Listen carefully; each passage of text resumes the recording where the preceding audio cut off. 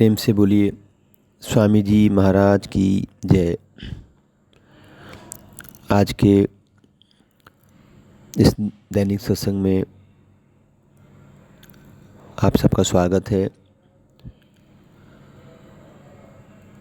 हम लोग स्वामी जी महाराज के सत्संगों का श्रवण कर रहे हैं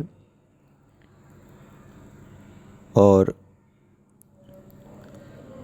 कल का सत्संग संत द्वारा शिष्य को नाद सुनाने से संबंधित था। उसी का दूसरा भाग आज आपके समक्ष रखा जा रहा है। रामचरितमानस में कहा है कि संत का दर्शन, उससे मिलना, उसकी आज्ञा में रहना, यह कोई हमारे बस की बात नहीं।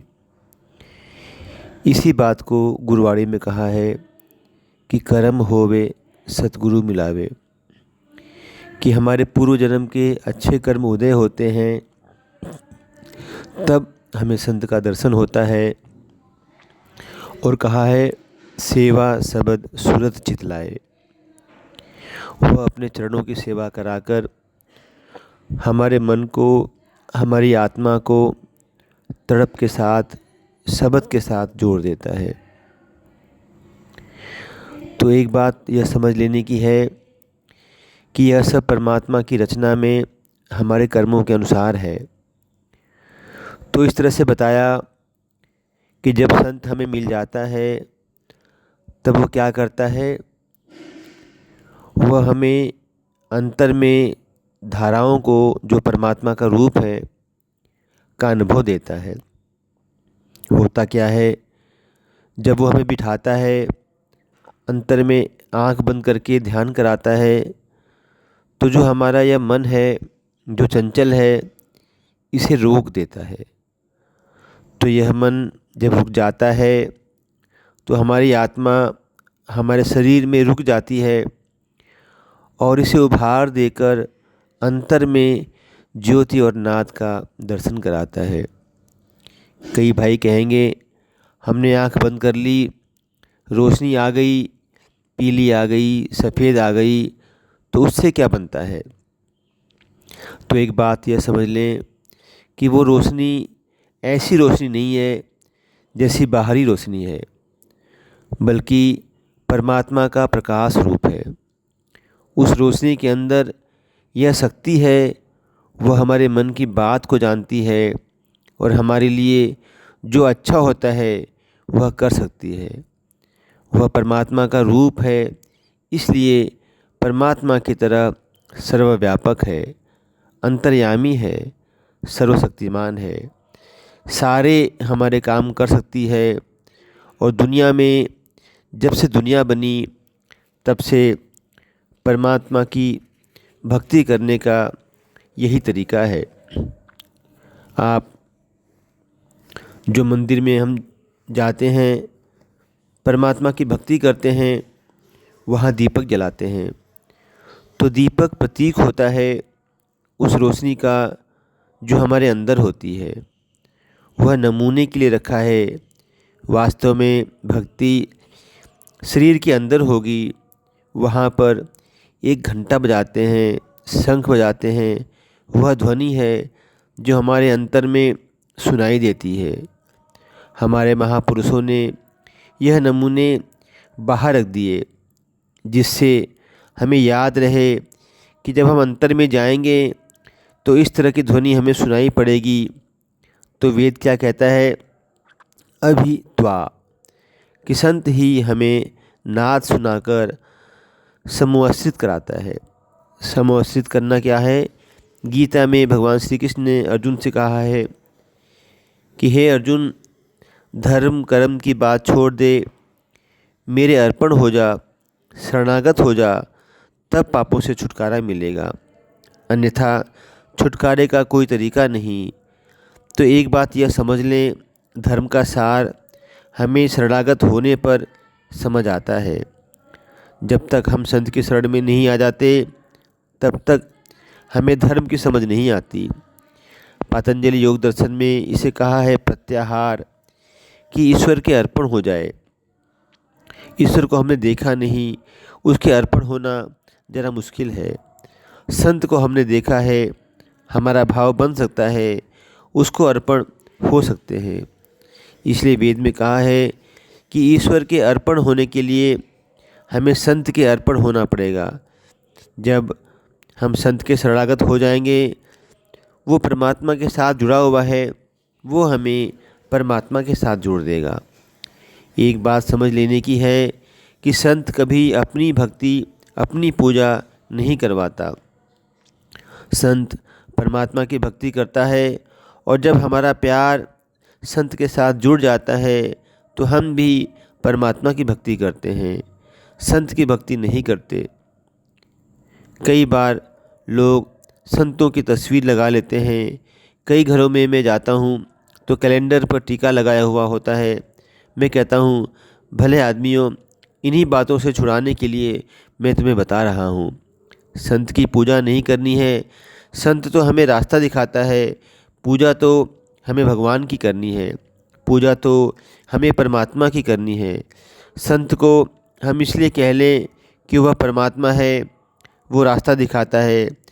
जब हम किसी डॉक्टर के पास जाएं, वो हमारा इलाज कर दे, तो हम कहते हैं कि हमारे लिए तो आप ही भगवान हैं, लेकिन वह भगवान नहीं हो जाता।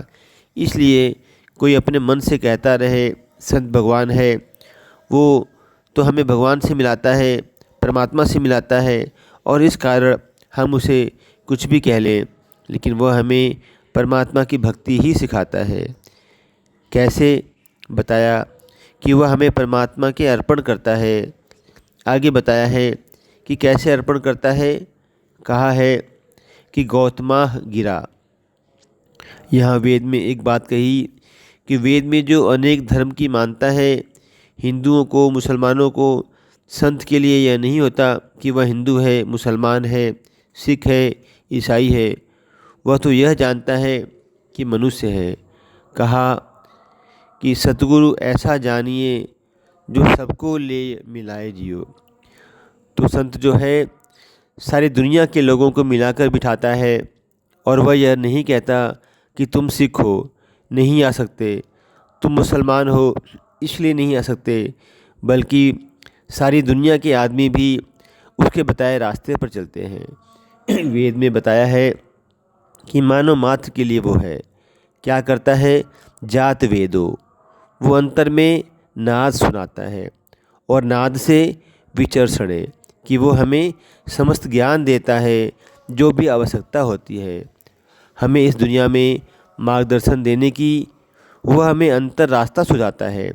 बाइबल में एक जगह आया है, ईसा मसीह ने कहा, जब लोग तुम्हें पकड़ लेंगे, सज़ा देना चाहेंगे, कष्ट देना चाहेंगे, जब तुम मुसीबत में होगे, तो यह मन में मत सोचना कि हम क्या खाएंगे, क्या पिएंगे, क्या हमें बोलना है। जब हम ध्यान की क्रिया करते हैं, जब हम अंतर में रोशनी देखते हैं, नाद सुनते हैं, सही रास्ता हमें अपने आप मालूम हो जाता है। हमें भटकना नहीं पड़ता कि हम कहाँ जाएं, कहाँ न जाएं। मुझे याद है 1979 की बात है। एक दिन मेरे संबंधी आए अमेरिका से। वो अमेरिका में रहते थे, वो मेरे मामा लगते थे। वो कहने लगे कि भाई तुम कब आओगे अमेरिका? मैंने कहा, मामा जी मैं अक्टूबर में आऊँगा। जैसे यह बात कही तो मेरी पत्नी कहने लगी, आप कैसे जाओगे? हफ्ते भर में मेरे मामा जी कहने लगे कि मैं टिकट भेज दूँगा, वीज़ा भेज दूँगा, तुम आ जाना। मैंने कहा, आप तो भेज देंगे, लेकिन मैं आपके भेजे तरीके से नहीं, बल्कि किसी और तरीके से आऊँगा। मेरी पत्नी कहने लगी, आप तो जानते नहीं कि कैसे जाओगे। मैंने कहा कि मैंने नहीं, बल्कि परमात्मा ने यह बात मुझसे कहलवाई है। मैं नहीं जानता कैसे जाऊंगा। उसके 2 महीने बाद भंडारा था शामली में। मैं भंडारा करने के बाद संडीला पहुंचा। तो जैसे ही पहुंचा, वहां पर जर्मन से एक महिला की चिट्ठी आई। तो उसने बड़ी गालियां लिखी थी। उसमें लिखा था कि आप क्यों बड़े संत बनते हैं, मेरे गुरु तो बड़े महान थे, आप ऐसे नहीं हो सकते, आप अपने मन से ही उल्टा सीधा काम कर रहे हैं। मैंने उन्हें जवाब लिखा कि मैं अपने मन से यह काम नहीं कर रहा हूँ, मुझे मेरे गुरु ने कहा है तो यह काम कर रहा हूँ। तो उसने कहा कि आपको कहा तो हमें क्यों नहीं कहा, हम तो नहीं मानते कि यह बात महाराज जी ने आपसे कही है। मैंने कहा कि नहीं मानते तो मैं जोर नहीं देता, आप मेरी बात माने। दूसरी चिट्ठी आई उसमें उसने लिखा कि हम आपसे माफ़ी चाहते हैं कि यहाँ पर अनेक आदमियों को महाराज जी ने बताया अंतर में कि मेरे बाद स्वामी जी काम करेंगे, और आपकी तस्वीर भी दिखाई अंतर में। उससे मुझे यकीन हो गया कि आप ही हैं। मैंने जो आपके बारे में बुरी बातें लिखी थी उसके लिए आप हमें माफ़ कर दें, और आप जैसा कहें हम आपके लिए तैयारी करेंगे, आप यहाँ आ जाइए। उसके बाद मैं विदेश गया 2 महीने के लिए। वहाँ अनेक आदमियों ने बताया कि हमें अंतर में आपका स्वरूप आया था। महाराज जी ने बताया कि अब मैं यहाँ काम कर रहा हूँ, तो मैं कह रहा हूँ कि यह हमारे अपने हाथ की बात नहीं है। जहाँ भी हमें ज़रूरत होती है वह परमात्मा हमें हमारे अंतर में वह रास्ता दिखाता है, और यही नहीं दिखलाता कि धर्म के मामलों में रास्ता दिखाता हो, बल्कि दुनियादारी के सारे मामले में रास्ता दिखाता है। लोग मेरे से पूछते हैं कि यह काम कर लें, कि हाँ भाई कर लो, कि क्या रहेगा क्या नहीं रहेगा। तो मैं कहता हूँ कि भजन करो, अंतर में अपने आप मालूम हो जाएगा कि क्या काम ठीक है और क्या गलत। लेकिन कई बार लोग नहीं कर पाते हैं भजन, तो मेरे से पूछते हैं, तो मैं उन्हें सहारा दे देता हूँ कि हाँ यह ठीक है, कर लें। वास्तव में ज़रूरत नहीं होती है, गुरु तो हमें तरीका बताता है, और जब हमें वह तरीका आ जाता है तो हम अंतर में ही सारी बातें जान जाते हैं। और यही भजन का लाभ है कि वह हमारे अंग संग हो जाता है। गुरु वह हमारे अंतर रहते हुए सारी बातें हमें बताता है। कबीर साहब ने कहा है कि गुरु बसे बनारसी, सिख सात समुंदर तीर, एक पल कभी न बिछड़े जो गुण होए शरीर। कि अगर गुरु बनारस में हो और सिख 7 समुंदर पार अमेरिका में बसता हो, तो उसने और उसमें अंतर में एक तार जुड़ी रहती है। संत में और सिख में एक तार जुड़ी रहती है, जिससे वह हर बात का जवाब अंतर में पा लेता है। और इस तरह से यह रास्ता हमें सच्चाई के रास्ते पर ले जाना है। इसी बात को वेद में कहा है कि विचर्षणे, कि वो सारे मानव मात्र को नाद सुनाकर नाद के जरिए वह सारा ज्ञान देता है। दुनिया का जितना भी ज्ञान है वह वेदों में है। जो जितना भी ज्ञान है वह अंतर में हम भजन के द्वारा प्राप्त कर सकते हैं। हमें भजन में उस नाद की सुनने की और उस नाद को समझने की ताकत आनी चाहिए। कई आदमी कहेंगे कि मान लीजिए हमने कोई आवाज़ सुनी कि जैसे घंटे की, तो उससे हम कैसे जानेंगे कि उसका क्या मतलब है। जब हम उस आवाज़ को थोड़ी देर के लिए सुनते हैं तो हमें अंतर में आत्मा में अपने आप यह आभास हो जाता है कि हमें यह काम करना है या नहीं करना है। मुझे याद है एक बहन मेरे पास आई, आकर कहने लगी, स्वामी जी मेरे घर में बच्चा नहीं है, मेरे भाई का लड़का है, हम उसे गोद लेना चाहते हैं। तो मैंने कहा नहीं भाई गोद मत लो। तो कहने लगी हमने तो सब तैयारी कर ली है, हलवाई को भी कह दिया है, अब क्या करें। मैंने कहा कि मत लो। वह मान गई। उसके बाद मैं चला गया बरेली में। अगले दिन वहाँ सत्संग था, तो किसी ने बताया कि वो लड़की जो रात में आपसे पूछ कर गई थी बेहोश है और अस्पताल में दाखिल है। तो मेरे से किसी ने कहा कि आपने उसे मना कर दिया गोद लेने को, तो उसी से उसका मन खराब हो गया, उसी से वह बेहोश हो गई। मैंने कहा नहीं, उसने खुशी से यह बात मानी, उसे कुछ नहीं हो सकता। मैं अस्पताल में गया, वह बेहोश थी। मैंने कहा यह ठीक हो जाएगी। मैं चला गया। उसके बाद संडीला कुछ दिनों बाद लौट कर आया, तो किसी ने बताया कि उसका भाई छत पर था, वह सीढ़ियों से गिरने लगा, तो वह उसे बचाने के लिए दौड़ी और सीढ़ियों से गिर गई। उसी वजह से उसे चोट लग गई थी। तब वह बेहोश हो गई। मैंने कहा क्या तुम्हें बुरा लगा था जब मैंने कहा गोद मत लो? तो कहने लगी, नहीं, मैं तो क्या आपकी बात का बुरा मानती। उसके बाद कुछ दिन बाद दिवाली के दिन अचानक उसके भाई का लड़का जिसे गोद लेना चाहती थी उसे हार्ट अटैक हो गया और वो ख़त्म हो गया। उसने कहा, स्वामी जी, आपने बड़ा अच्छा किया कि मुझे गोद लेने से रोक दिया। अगर मैं उसे गोद ले लेती और इसे मरना था दिवाली के दिन, मेरी बड़ी बदनामी होती कि इसने इसे गोद ले लिया तो यह भी ख़त्म हो गया। उसके बाद वह शांत रही और कुछ दिन बाद उसके एक बच्चा हुआ और उसके 4 बच्चे हुए। कहने लगी कि मैंने उसे गोद ले लिया होता तो 4 बच्चों में उसे न अपना समझती न अलग कर सकती। तो होता क्या है, परमात्मा ने हमारे लिए क्या रचा है, क्या हमारे लिए अच्छा है, वह हमारे अंतर में खुद ही बता देता है जब हम भजन करते हैं। तो वेद में कहा है कि अंतर में हमें एक नाद सुनाई देता है और उस नाद के द्वारा जो भी सही ज्ञान होता है वह हमें प्राप्त होता रहता है। इसके लिए हमें कहीं पर निर्भर नहीं करना पड़ता, भटकना नहीं पड़ता।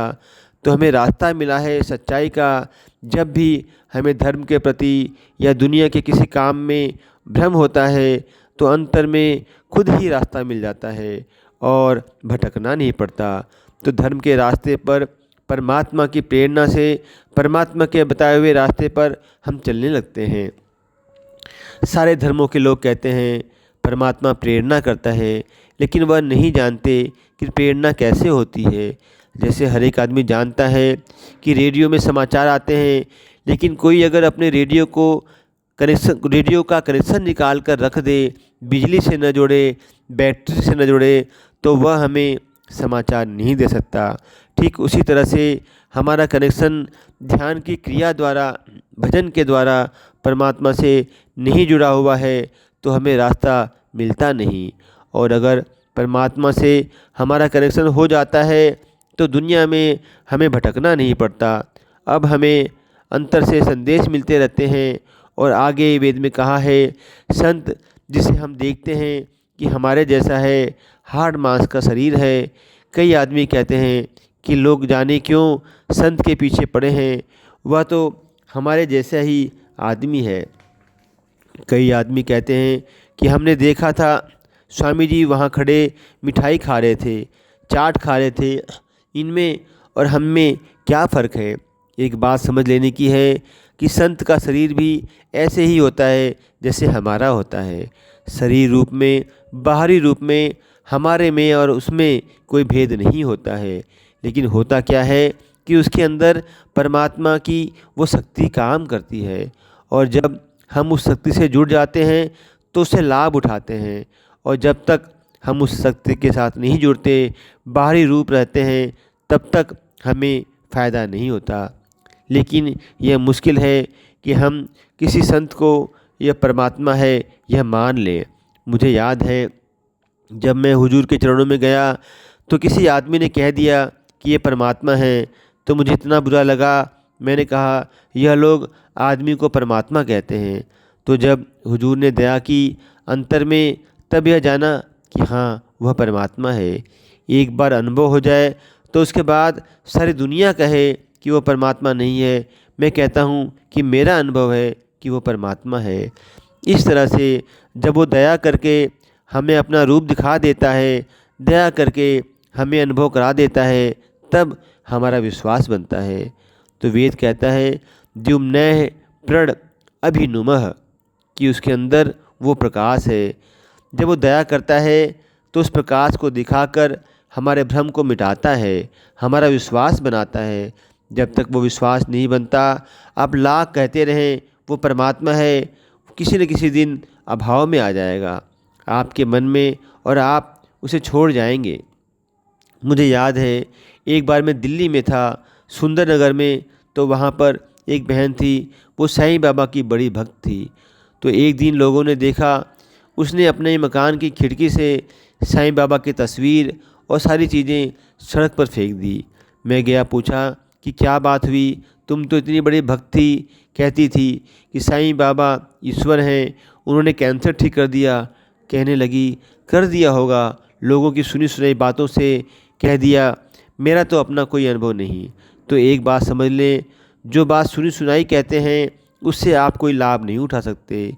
इसलिए जब आप किसी संत की शरण में जाएं, दुनिया की बातों पर न जाएं, तो अपना अनुभव करें तो उसे माने, सुनी सुनाई बातों पर न जाएं।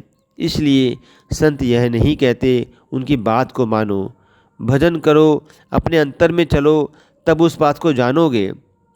एक बार मैं अमेरिका में था, टेलीविज़न पर मेरा इंटरव्यू हो रहा था। कहने लगे कि आप कैसे कहते हैं कि वो परमात्मा को मिला देता है। मैंने कहा अंतर में परमात्मा का दर्शन होता है। कहने लगे आपका मतलब यह है कि लोगों को संत कृपाल सिंह जी का दर्शन होता है इसलिए वो परमात्मा है। मैंने कहा हाँ, मैं उन्हें परमात्मा मानता हूँ, इसलिए उनके दर्शन को परमात्मा मानता हूँ। मैंने कहा मैं भी वह नहीं मानता। कहने लगे हम तो ईसा मसीह को मानते हैं, उसका मार्गदर्शन हो तब हम मानेंगे कि परमात्मा का दर्शन हुआ। अगले दिन कहीं पर नामदान था। मैंने कहा वहाँ पर आइए। वहाँ पर आए, लोगों ने देखा, लोगों को ईसा मसीह का दर्शन हुआ। तब वो कहने लगे अब हमारा अनुभव है, हम जानते हैं कि वह परमात्मा से मिलाता है। कारण क्या है? जो ईसाई है उसका विश्वास ईसा मसीह पर है। जब वह ईसा मसीह का दर्शन कर लेगा तो आगे विश्वास मानकर चलेगा। मान लीजिए कोई राम का पुजारी है, राम का विश्वास लेकर चलेगा। मुझे याद है एक बार का दोहा आता है, तुलसीदास जी एक बार मथुरा में गए तो वहाँ पर कृष्ण का मंदिर था। वहाँ पर खड़े पुजारी ने कहा कि मत्था टिकाएं। कहने लगे नहीं। तो तुलसीदास जी ने कहा क्या कहूँ छवि आपकी, भले बने हो नाथ, तुलसी मस्तक तब नवे, तब धनुष बाण लो हाथ। कहने लगे मुरली की जगह धनुष बाण जब हाथ में लो तब मेरा विश्वास बनेगा। तो हमारा विश्वास तब बनता है जिसे हमने जन्म से परमात्मा माना है, उसका अंतर में दर्शन हो, तब विश्वास बनता है। तो इसलिए धर्म हमें सारे भ्रम को मिटाकर सही रास्ता दिखाता है। तो इसलिए कहा है कि वो प्रकाश रूप है, और प्रकाश रूप के द्वारा जो भी हमारे मन की शंकाएं होती हैं, जो भी हमारे मन के अंदर दुविधा होती है, उसे मिटाकर वह हमें सही रास्ता दिखाता है। और आगे वेद क्या कहता है? प्रणो नुमः, कि वो हमें प्रत्यक्ष परमात्मा का दर्शन करवाता है। कि जहाँ हमारे मन के अंदर शंका हो, जहाँ भी हमारे मन के अंदर दुविधा हो, उसे मिटाकर हमारा विश्वास बनाता है। मुझे याद है एक घटना, एक बार एक भाई, उनका नाम भी कृपाल सिंह था, जो महाराज कृपाल सिंह जी के यहाँ सेवादार थे। वो उस जाति के थे जिसमें अमरदास जी, अंगद देव जी थे, वो भी उनकी जाति के थे। एक दिन वो अपने मन में सोचने लगे महाराज जी सबको भजन पर बिठाते हैं तो गुरु नानक का स्वरूप आता है, गुरु अंगद देव का किसी को नहीं आया, तो जाति के थे, क्या वो पूरे गुरु नहीं थे कि इनका स्वरूप नहीं आता? जब यहाँ ही संतों के यहाँ भेदभाव होता है। अपने घर गए, अगले दिन जैसे आश्रम में आए तो महाराज जी ने उन्हें भजन पर बिठाया। भजन से उठे, कहने लगे महाराज जी आज मुझे एक नए आदमी का स्वरूप दिखाई दिया। कहने लगे गुरु नानक थे? कहने लगे नहीं। कि कौन थे? कहने लगे मुझे खबर नहीं। महाराज जी ने कहा कौन थे? कहने लगे महाराज जी मैं क्या आपसे झूठ बोलता हूँ, अगर मुझे मालूम होता तो बता देता। कहने लगे जो घर से चले थे सोच रहे थे गुरु अंगद देव का मुझे स्वरूप नहीं आया, वो मेरी जाति के थे, उनका रूप क्यों नहीं दिखाई देता? कहने लगे हाँ यह तो मैंने सोचा था। मन में कहने लगे यह गुरु अंगद देव जी थे जो आज आपको दिखाई दिए। तो होता क्या है, संत हमारे मन की जानता है, और जो हमारे मन में विश्वास होता है उसे हम भजन में दिखाकर हमें विश्वास दिलाता है, और इस तरह से हमें विश्वास दिलाकर धीरे धीरे परमात्मा की भक्ति कराता है और बाहरी झंझटों से छुड़ा देता है। तो वेद क्या कहता है? प्रणो नुमः, होती है परमात्मा के जो रूप हैं 12 रूप प्रकाश के, 11 रूप नाद के, 8 रूप सोम के, और एक संत, इनके बताए रास्ते पर चलकर ही हम परमात्मा की भक्ति कर सकते हैं।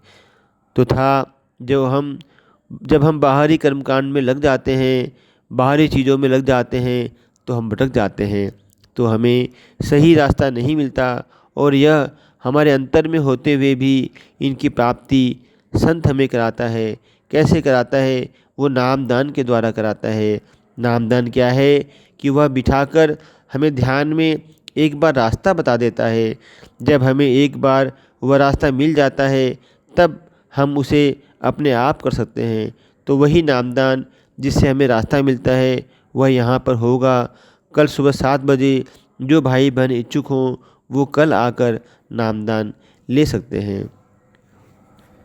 तो इसके साथ ही आज का ये सत्संग का कार्यक्रम समाप्त होता है और हम सबको एक समर्थ गुरु से नामदान दीक्षा मिली हुई है।